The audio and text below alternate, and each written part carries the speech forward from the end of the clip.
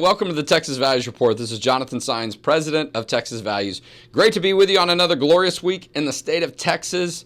Wow, Labor Day is here and gone. I'm trying to remember, does that mean summer is over? Because I was going through the grieving process because I don't remember the summer really happening. I mean, it did. Don't get me wrong. I'm going to talk about that in a little minute. Why? Because there's been 2 special sessions. A lot of the work we've done has sort of been extended or is not in the normal time period, even though it's quite often there is a special session or 2, sometimes 3, sometimes 4 after a regular session in an odd-numbered year when the Texas legislature meets every other year. But I'm also maybe like a little off today because I left the Capitol very late last night, even though there was still work being done. Some other members of our team were there, but I left maybe 7:30 or 8, and then was checking in later. And then I was up at 5:30 this morning taking my daughter to cheerleading practice for her high school team. So things are a little off. Like, is it time for dinner? No, it's time for lunch. Okay. So, but that's just a little bit about what my day's been like. But there is so many good things to talk about. Some victory reports, some great news. Okay. The Texas Women's Privacy Act passed last night. Its final vote. Okay. There's a lot of different votes that happen in this process, just so if you know. But the last one was last night, and I had to be there in the Senate gallery to watch that happen. Now it's headed to the governor's desk. There is nothing to worry about. Governor Abbott has already said he's going to sign it. It was a priority during the special session. He talked about it during the regular session. So this is going to be a done deal. All right. There's nothing else that can get in the way. And I say that because sometimes there are, even though a lot of other things come together.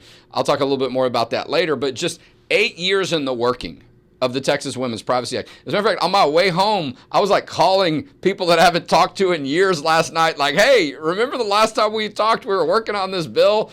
You know, Nicole Hudgens, David Walls, people that worked for us before who've gone on and done great things. And I'm over here still trying to pass this law from 2017. But a lot of people went into this. I need to do just a show on thanking all the people that were a part of it. Senator Mays Middleton, absolutely incredible. Valerie Swanson, couldn't have done it without her.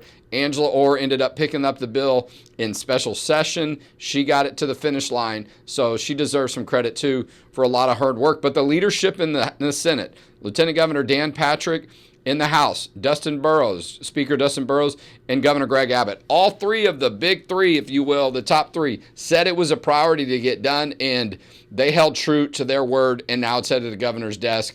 But the real thing here that's important is women and girls are safer because of this new law that's going to be signed and go into effect soon. That has been the key. So many people that we've helped. I think I was slandered on the House floor last week about some of this.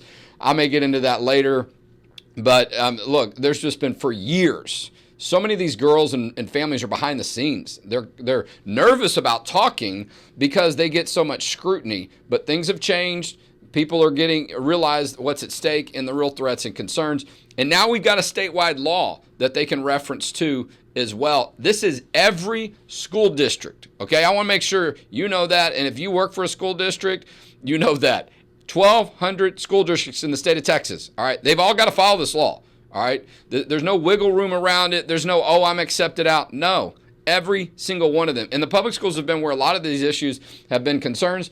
Also, it applies to universities. All right, I'm not going to call any universities out yet, but I may later because, you know, I've been through several universities and seen what they're doing with their facilities, really poking a finger in your eye and other people's eyes because they wanted to allow men to be in the girls' changing room and locker room. And as a father of a 15-year-old daughter who's going to be going to college soon, yeah, that's important to me. And I'm sure for many people, for a variety of reasons, whether you have kids or not, it's very important. But on Monday, some key legislation also went into effect that we passed earlier this year. And we've got a great guest that's going to talk to us about that today. And she was up later than I was. We were talking about before I came on because she was on the Senate floor until sine die, until the end of this special session. But she looks like, you know, she's bright-eyed and bushy-tailed, right? She's fresh. She's just like, you know, it's another day, right? But I'm sure it was a late night.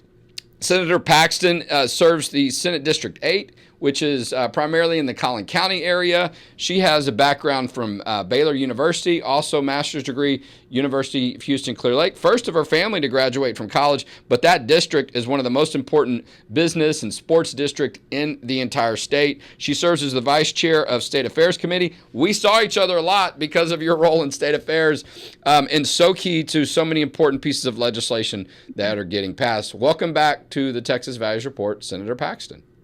Well, thank you. Thank you. It was a late night last night. I am caffeinated and motivated today, though. So I mentioned to you a little earlier, we were talking right before we came live and everything, but I have an Oura ring that my daughters got me for Mother's Day or something a few years ago. And it really to like help track my sleep, to, improve my sleep quality, whatever, all of these health things that we do. But anyway, one of the things that my app told me this morning was, today might be a good day for a power nap. So no, it pays attention. That's impressive. Wow. I think that's probably true. Well, look, so at 1 o'clock last night, the special session, the second one, officially ended, right? That's what, I don't know, whatever the Latin translation is for sine die, it means the legislative session is over. The House adjourned their business. That's done. So if your bill wasn't passed, like THC and some other issues, they're dead, right? And who knows? There may be a third special session. But yesterday, the Senate took some key votes. I mentioned that in my opening. Texas Women's Privacy Act. Y'all concurred with the one amendment that the House put on that with just some higher penalties, some stronger penalties for violating this law. Very important pro-life law that was carried by the chairman of the committee you serve on, Senator Brian Hughes, coming over from the House by Jeff Leach, who I know you guys probably see each other a lot in the Collin County area. Very important pro-life bill. But just in the nick of time, those two big issues got done, and we appreciate your leadership on that. Well, thank you. We were fortunate on those bills to get a second bite at the apple, given they did not pass during the regular session.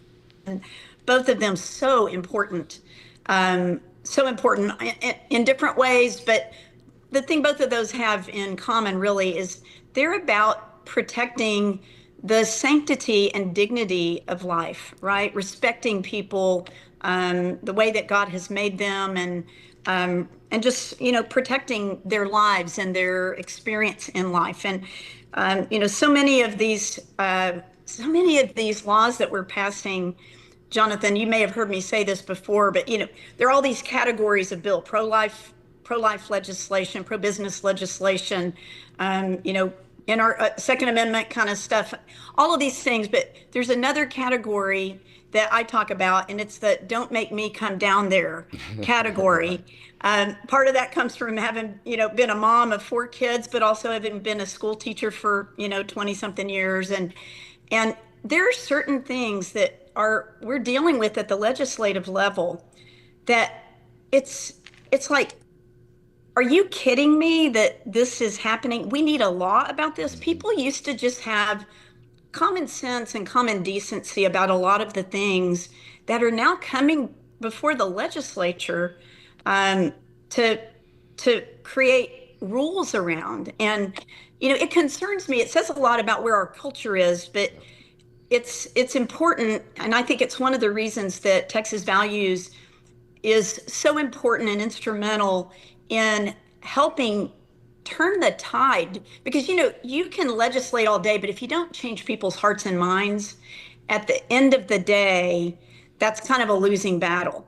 And so yeah, it's only going to get you so far, right? That's right. And so I appreciate that about Texas Values, because you're about changing hearts and minds. And, I know, of course, we're both people of faith that are, are Christians, and we believe in biblical values, and, we understand that. That's how things work. And, government has a role in these things, but thank you for being a leader in changing hearts and minds on so many different issues that matter to families. Well, I appreciate you saying that and acknowledging that. And, that allows me to reference another topic that we want to cover. But before I do, I can't say enough about the strength the sturdiness, the dependability, if you will, and that's probably not a strong enough word, of the Senate on so many of these key issues. A lot of it is the House going to get it done? And I'm not trying to pick on Speaker Burrows and members. I mean, there are 150 members, so there's always more personalities and things to navigate. But that has been one of the missing elements on a lot of key pieces of legislation. Is it going to get through the House? Is it going to get out of committee, a particular committee in the House or whatever? And so we got to this point where the House leadership and so on said, hey, we're going to get these things done. Right? But you knew it was going to get done in the Senate, right? And so it was great to know, okay, if we can get the votes to change hearts and minds. There were 2 Democrats in the House that voted on the Texas Women's Privacy Act, Richard Raymond, also Sergio Munoz. And so we met with Richard Raymond's office. Gosh, I think it was at the end of April or early May. I was there with the governor speaking and Webb County on the border talking about how those districts are voting Republican and they've never voted Republican in 100 years, some of those counties. And so, and a lot of these values issues that are driving voters and saying, this other party has lost their mind.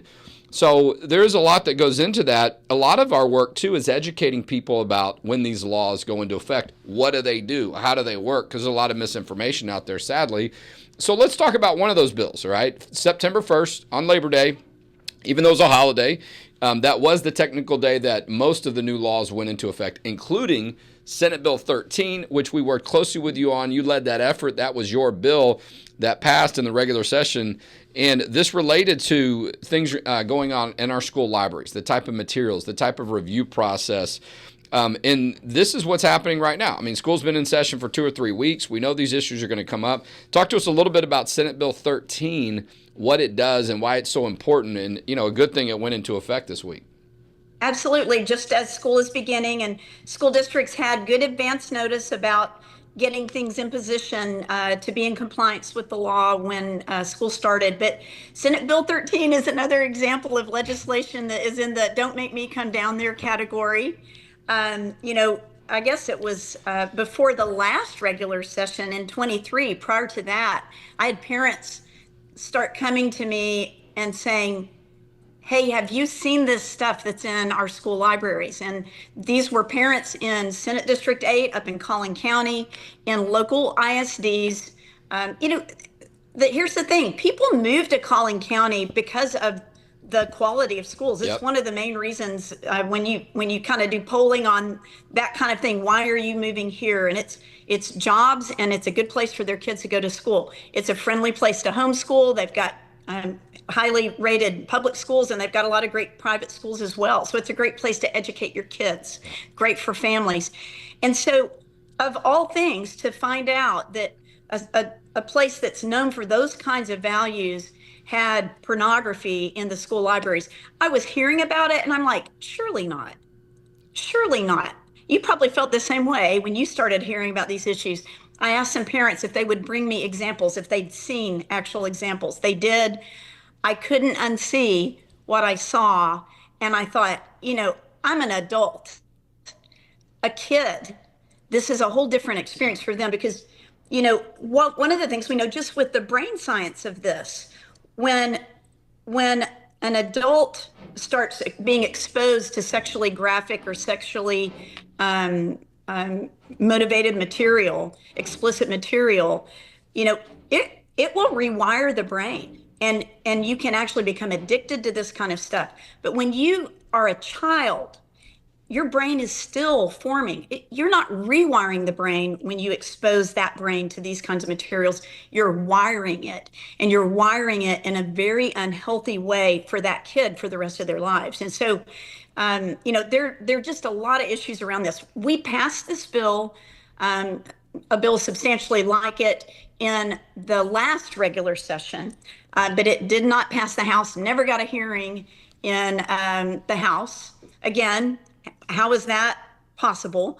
But we came back at it. We worked it over the interim. You guys helped us, and we got it out of committee in the House, and then they passed it on the floor. So that bill went into effect on September 1st. So the basic provisions of this is that it prohibits school libraries from containing material that does not meet the federal communications definition of indecent, or that meets the definition of indecent content. So this is a decades old sort of guideline for anything that can be on the airwaves or whatever during the time when children might be present. And so certainly, if it's against the law for this to be on the airwaves or the radio or TV or anything else, when kids might reasonably be in the audience, surely it should not be allowed in our school libraries where kids are the exclusive audience all the time. No, so look, that is the concern. that's where it goes.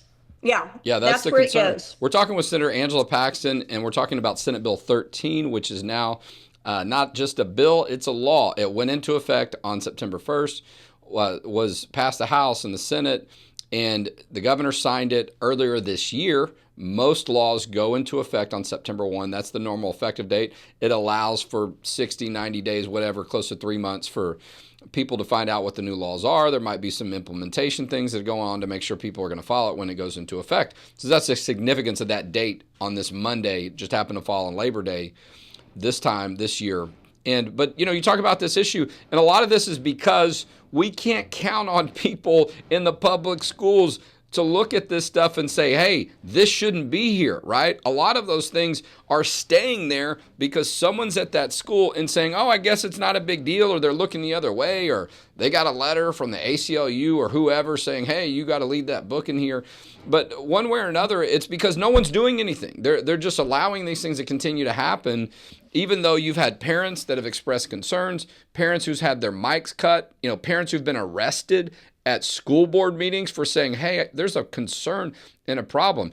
Parents who've waited years to get some type of movement and response and action from the public schools. It's been a real tough situation. So now we've got to a point, you're like, they couldn't figure it out on their own. So now you got a state law that makes all this stuff very clear.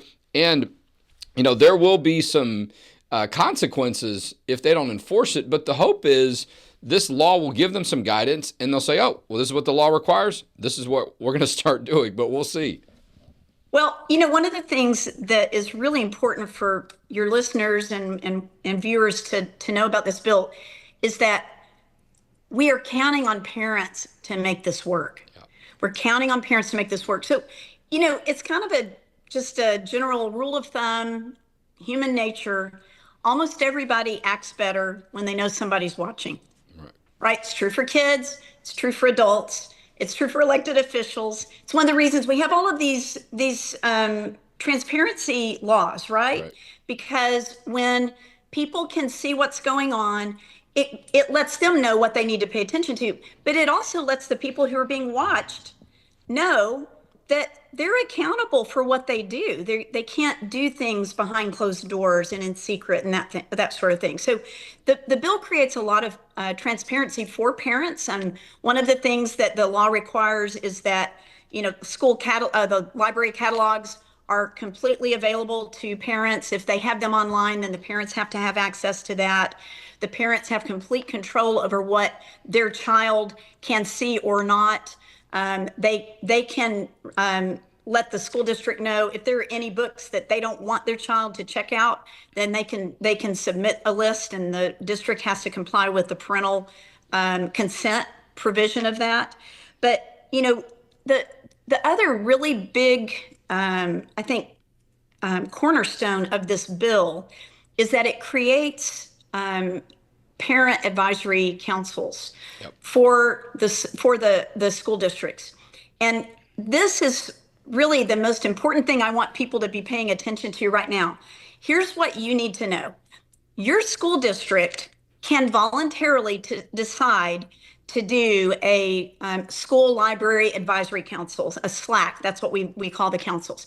The school boards can voluntarily decide to do that. And I know that there are several districts up in Collin County, Hunt County, Rains County, where I represent, that have already done that just proactively and created these councils that are designed to review materials that have been questioned, and also to make decisions in advance of books being purchased, so they don't end up on the school libraries unless they've been approved, but to get rid of the stuff that is inappropriate that's there right now. So some of the school districts have already voluntarily decided to do that.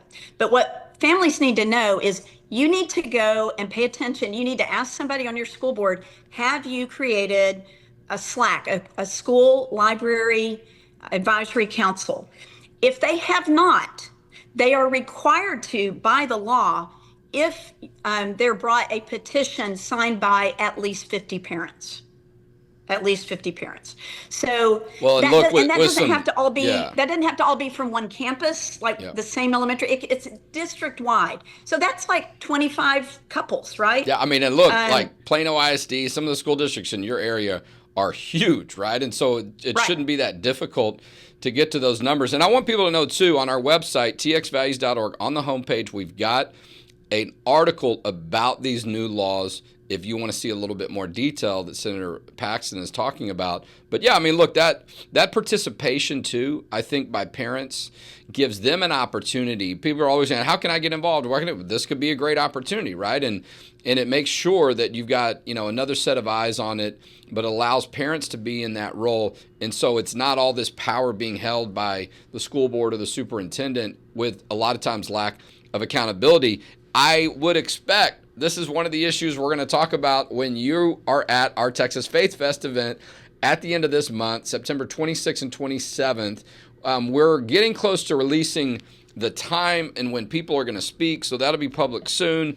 We'll have a date and a specific time locked down for Senator Paxton, but there's going to be a lot of good information to talk about that a lot of people haven't heard of, or maybe the media misled them about, that I think they'll be very encouraged by, particularly the parental rights issues and so on that are in Senate Bill 13. But that's, the event. Our tagline is educate, motivate, and activate, right? We want people to know what's going on and then get them excited about how they can make a difference, and then send them out with some specific instructions and what they can do now that they're activated. But a lot of it is meeting people like you and elected officials in person that have been talking about and working on these issues. This is probably your third or fourth time in 8 years to speak, and we're glad to have you back. Well, I'm glad to come down. And, I try not to be in Austin unless I have to be, right. Jonathan. Right. So I like being home in my district, but, it's worth it to me. It's always been such an encouragement to me to come down and be with all the Texas Values folks who are so supportive of me and the things that I really care about getting done in the legislature, during the sessions. And so I'm glad to do it. And it's a lot of fun. It's interesting. And it does exactly what you say. I mean, it really does educate people. It really does motivate people to get involved. I wonder if I could circle back to something that you said at the very beginning. Sure. In kind of your introductory remarks, but it was about, is Labor Day the beginning of fall? And right. and I've been thinking about this, and I just would like to offer my perspective, which is I may think maybe a little more of a woman's perspective, and it is that there are fashion sort of rules that follow these things, and so I just like to say, I was talking to someone just the other day about this, and I said I think that when we hit Labor Day, culturally, it becomes fall, but it's actually not scientifically fall until the autumnal equinox, which is a little bit later. So I think what this lets us do is it lets me wear white a little bit longer. And then when I get past the scientific fall until we get there, even then I can wear winter white.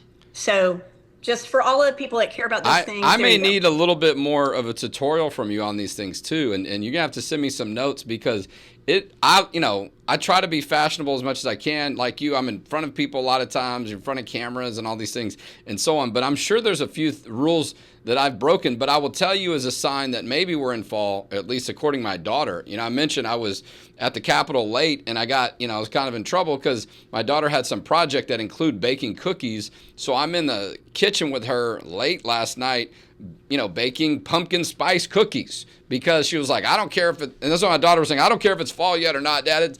I'm ready to, start baking these kind of things and to get into that direction. Maybe that's the other. There's a culinary fall, right? Yeah. There's a culinary fall, like and all of the pumpkin spice lattes are out now, right? Yeah, and it was a little chilly at 6:00 in the morning when I dropped her off at cheer practice. I was like, I don't know, maybe there's something to this. For me though, it signifies that it's football season. That's a guy thing, right? You might be, it's the ladies, a little bit more fashion, even though I try to be as fashionable as I can. But for me, it's like, oh, football season. But some of those things, those colors come into play with some of the sports stuff. And we're going to talk about these issues, though, at the event. You talked about it being fun. Texas Faith Fest, September 26th and 27th. Go to our website, get tickets. Governor Greg Abbott's going to be there. Senator Paxton. We're going to have this great panel on the comptroller race. Don Huffines, Christy Craddock, and Kelly Hancock are going to be on that panel together talking about the comptroller's race and also what that agency does. Going to have some incredible. The young lady you met, Brooke Slusser, the athlete from Texas who had to share a room and a locker with a male and is now suing the NCAA. She's going to talk about her experience. Anyway, it's going to be great, and you're going to be a big part of it. So thank you. We're looking forward to seeing you again. Well, I'm looking forward to being there, and I am looking forward to the hopefully cooler weather and whatever kind of fall, whatever people use as their marker for fall.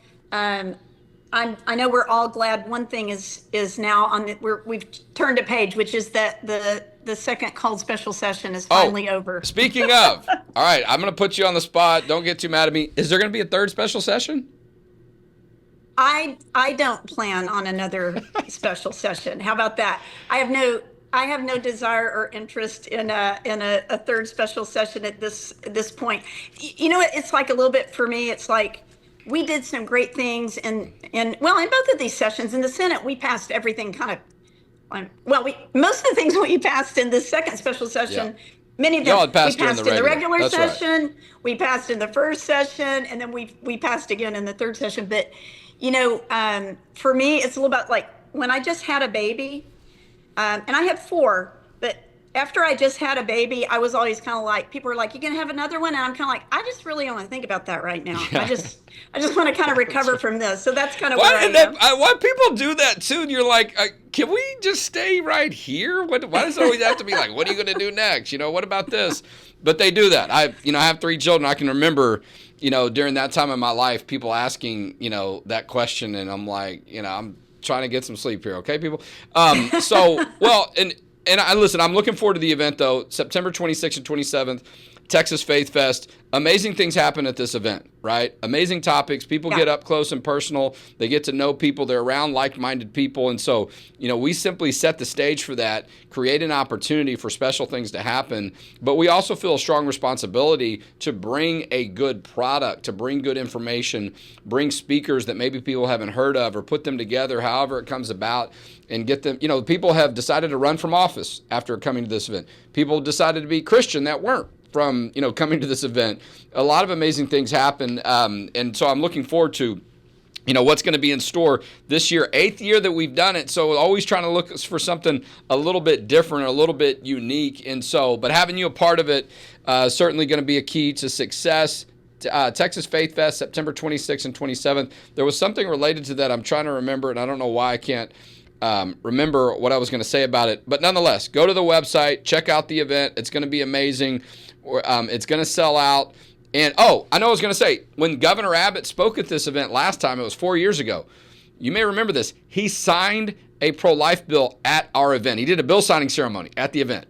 So when I saw him, when he signed Senate Bill 33, Donna Campbell's pro-life bill a couple of weeks ago, and they had that ceremony, I said, Governor Abbott, looking forward to seeing you at the event. Just letting you know, if you'd like to sign a bill again at our event like you did 4 years ago, we are happy to make that, easy for you to do. And he was like, that's a great idea. No commitment from him, but, you never know. But you got to be there at the event to find out if that happens. And so we may give you some heads up, though, Senator Paxton, if that happens. Bills, I'd love him to do a ceremonial signing for. I might make some suggestions there, too. We got plenty of space, okay? So, we're out of time, but great conversation. Thank you for staying up late till the next day, 2 o'clock in the morning, 1 o'clock in the morning, to get the people's work done at the Texas Senate. It was a very fruitful special session. We'll see if the governor decides to call a third special session, whether it's flood relief, whether it's THC, property tax relief. I don't know. We'll see. But for now, we're going to catch our breath a little bit and celebrate and just say, be grateful for the great things that are passed. And we're also thankful for your leadership, Senator Paxton, on all these great issues. And we thank you for being our guest today on the Texas Values Report. Well, thank you, Jonathan. Thanks, everybody who tuned in today. And God bless you guys. And I hope I see everybody at the Faith Fest coming up in September. Exactly. Okay, I've got no time left, but I'm going to steal. Well, I'm going to run a little bit late here because I just, and there's been so many amazing things that happened this year. I don't feel like I've got to unpack.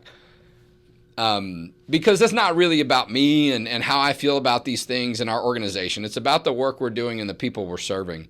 But I did have a moment yesterday, a couple of different moments. And Senator Mays Middleton was right there with me. He came off the Senate floor. He's the author of the Texas Women's Privacy Act. We got to talk. Mary Elizabeth was there with me. And we took a picture. And we both had the same idea that we thought and were thinking about Pastor Dave Welch. He did so much work on the Texas women's privacy issue, not just the legislation. He was key to having a victory on this topic in Houston, 10 years ago when we took that vote. I think it was in November of that year. Mary Elizabeth was telling me he actually submitted some written testimony supporting the legislation this year just before he passed away suddenly, unexpectedly. And so, Senator Middleton and I were talking about, how sad it was that he wasn't here to see the bill finally pass, but we knew he was looking down on us. And we knew that we wouldn't be able to be in a position to have the strength on this issue without his involvement and leadership on this issue. So, just something to think about. And we think about how important people can be to so many things. Pastor Dave Welch was certainly key to the Texas Women's Privacy Act finally getting passed, and we're looking forward to Governor Abbott signing that piece of legislation. So many groups, go to our website, social media. We're saying thanks to all of them. Many of them are going to be at our Texas Faith Fest event, or we're going to cover this issue quite a bit. A lot of young ladies that have worked with us, their mothers that have worked with us, and fathers. It's going to be fantastic. But wow, just a incredible bookend on that bill and that issue last night, and a lot of things to reflect on. But I think over time, people realized, this is becoming a very substantial problem. And so I'm looking forward to those things not happening anymore, and young ladies and women feeling respected and protected all across the state. This is every government building, all right? Public schools and universities, K through 12 public schools, your city swimming pool where there's a locker room, all these buildings that exist that are government property. This is the policy. These are the laws that they have to follow. And if they don't, there's going to be some severe penalties and enforcement. So I'm way out of time, over time, but this has been a great show and a couple of things to cap, right? And the show was so busy and packed that I didn't have time to grieve about the Texas Longhorns' big, game over the weekend. I am going to be at the game on Saturday. It's my birthday on Saturday, so that's my little treat to myself and my family. We're going there to the game, but a lot of great college football being played. The Aggies had a good win, and a lot of other good universities, too, across the state. And so, but the event we're having, September 26th and 27th, there's really not another one like it in the state of Texas, right? And I promise you that you'll have an experience that you've not had before, and you'll leave that event without a doubt knowing that you got your money's worth. Chick-fil-A lunch included on Friday, Rudy's Barbecue on Saturday. And by the way, if you want to upgrade your ticket, we're having a private dinner with only a small, limited amount of seats, okay, at Steiner Ranch Steakhouse that overlooks Lake Travis. And this restaurant is incredible. The quality of food, special. I mean, just high-level quality. And it's a little bit fancier place, okay? So you might want to bring a nice set of clothes if you're going to go. But limited amount of tickets for that, all right? The tickets for the event, we've got a much bigger space for the crowd, but this dinner is designed that way. And we're going to announce pretty soon the special speaker that we have for that dinner. But this could be an incredible experience for you. And look, maybe you want to volunteer. Maybe it's, I just want to volunteer and find out what it's like. Student tickets, we have a limited amount of free student tickets. First responders and military veterans, current military or retired, there's a special discounted rate. Seniors, there's a discounted rate. Church leaders and pastors, we've got a limited amount of free tickets. So we want to just get everybody in. This is not an event we make money off. We try to at least break even to cover our cost, but it is about making sure you have an experience that you've never had, and then you leave there knowing I can do something special for my community, for my state, and now I have a little bit better idea of how to do that. So I'm looking forward to it. It's our biggest event of the year. We were talking about it yesterday. A lot goes into it, but it's all going to come together, and it's going to be incredible. September 26th and 27th, Texas Faith Fest, txvalues.org to order your tickets. But don't wait until registering for the event if you want to donate, all right? Because we have expenses every month. We had a lot of expenses the past 20 to 30 days because of the special session, but we got some good work done with that. Please go to our website, txvalues.org. Make a tax-deductible donation today. And that's how together we can protect faith, family, and freedom in Texas. And we'll talk to you next week on the Texas Values Report.